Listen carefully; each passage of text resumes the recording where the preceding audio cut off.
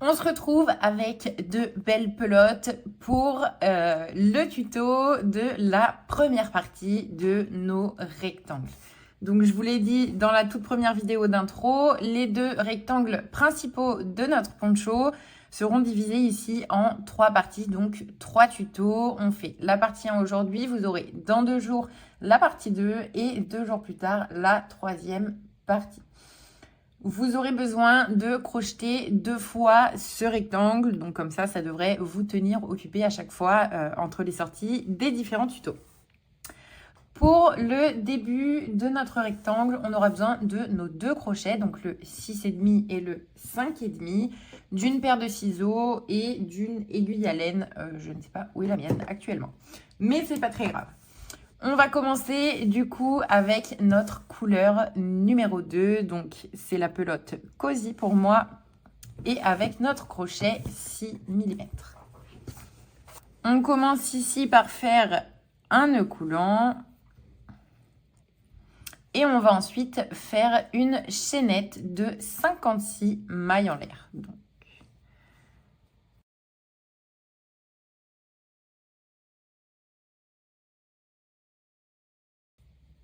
Et 56. Hop, j'ai donc mes 56 mailles en l'air qui sont juste ici. Je vais retirer mon crochet, donc 6,5. Hop. Je le pose. On n'en aura plus besoin du coup à part pour le deuxième rectangle qu'on va crocheter. Pareil pour crocheter la chaînette. On récupère notre crochet 5,5 et on va ensuite faire 3 mailles en l'air supplémentaires. 2 et 3. On va ensuite commencer du coup à crocheter dans la 5e maille à partir de notre crochet. Donc 1, 2, 3, 4 et 5. Et on va y faire une bride. On va ensuite, dans chaque maille en l'air, faire une bride jusqu'à la fin de notre chaînette. Et je vous propose qu'on se retrouve à ce moment-là.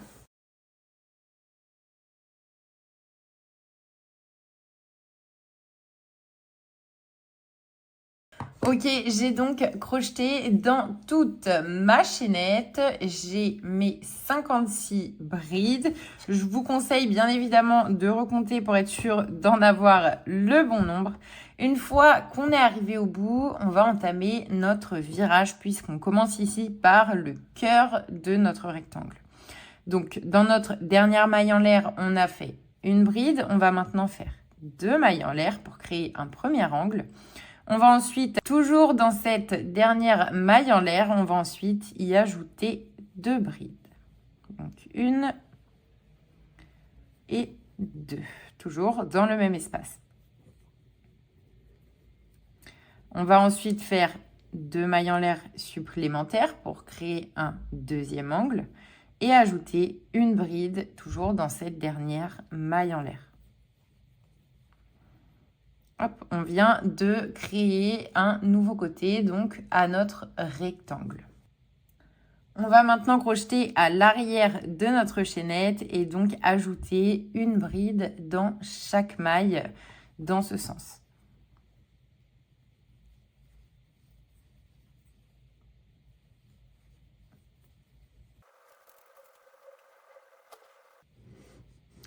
Voilà à quoi ça ressemble pour le moment. On ajoute donc une bride dans chaque maille et on se retrouve à la fin de notre rang.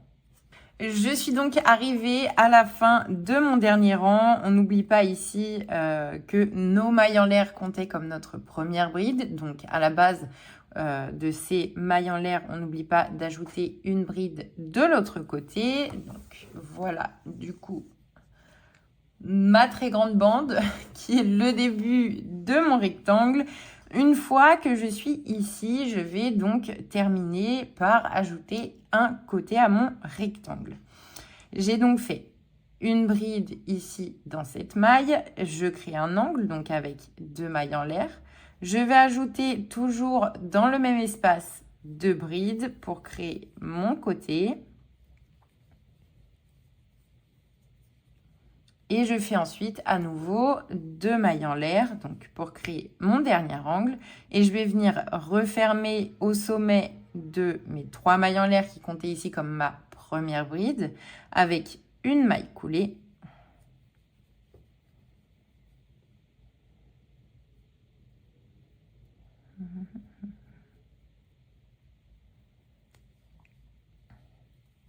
Hop. Et voilà du coup mon dernier côté qui est créé.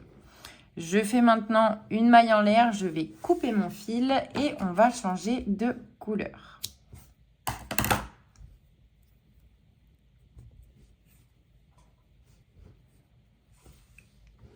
Donc pour ce premier rang, mon rectangle a donc 56 brides dans la longueur et seulement 2 pour le moment dans la largeur.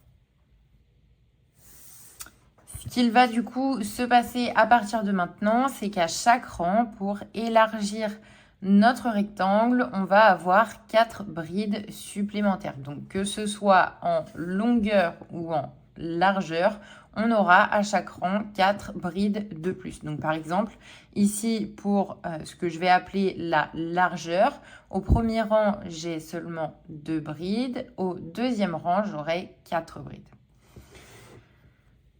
Pour notre deuxième rang, on va prendre notre couleur numéro 1. Donc, c'était mon fil bohème. Hop. On va retourner notre projet. Je vais placer mon fil juste ici dans l'angle. Comme ça, je vais pouvoir crocheter par-dessus. Je viens piquer dans mon angle. Je récupère le nœud coulant que j'avais fait juste avant.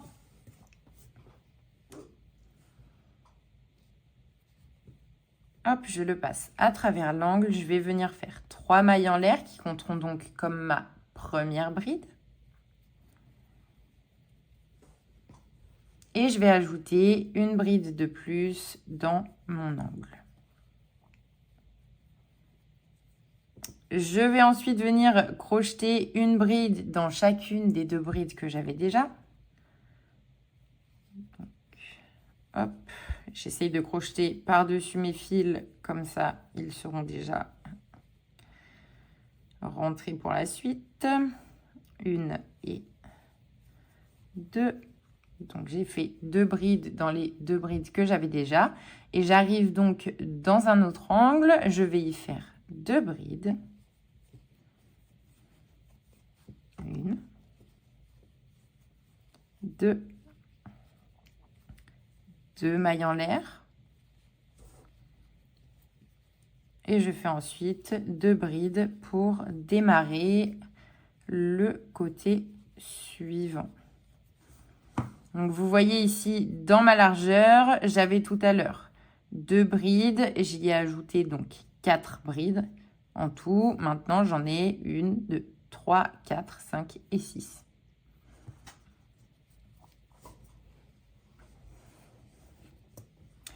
Une fois que j'ai fait mon angle, donc avec mes 2 brides, 2 mailles en l'air et 2 brides, je vais tout simplement crocheter une bride dans chaque maille du rang précédent jusqu'à arriver dans l'angle suivant.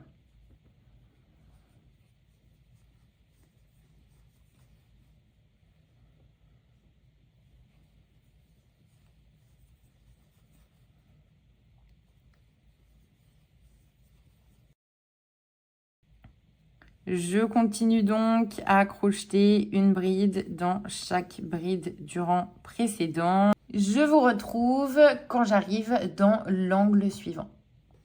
Ok, ne m'en voulez pas, j'étais tellement à fond que j'ai failli vous oublier en arrivant dans mon angle. J'ai donc crocheté mes brides sur toute la longueur de mon rectangle. Je suis arrivée dans l'angle suivant. Je vais donc ici, exactement comme on l'a fait tout à l'heure, faire dans mon angle 2 brides, une bride, hop, 2, 2 mailles en l'air, hop, je les pousse un petit peu et je vais à nouveau ajouter, toujours dans mon angle, 2 brides.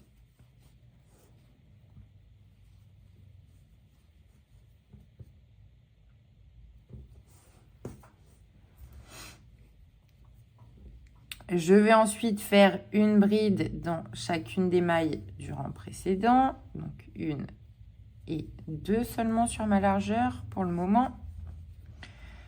Et dans l'angle suivant, je fais à nouveau 2 brides.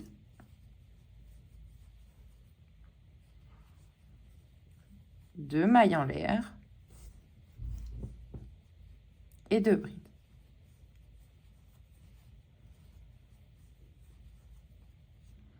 Et maintenant, je vais pouvoir à nouveau crocheter une bride dans chaque maille sur toute la longueur de mon rectangle jusqu'à arriver au dernier angle, donc celui par lequel j'avais commencé mon rang.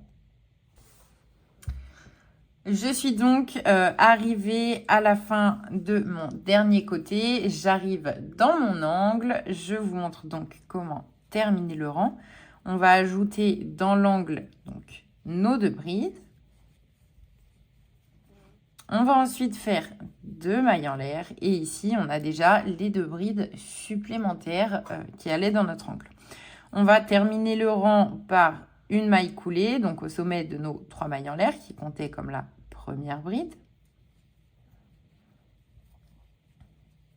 Hop.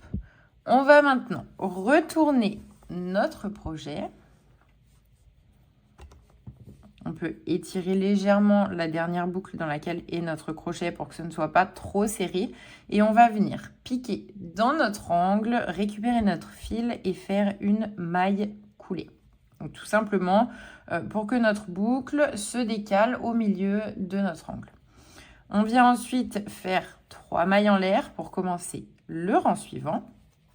Donc ces 3 mailles en l'air comptent bien évidemment comme notre première bride. On ajoute dans notre angle une deuxième bride, hop, et on va maintenant crocheter une bride dans chaque maille de notre côté jusqu'à l'angle suivant.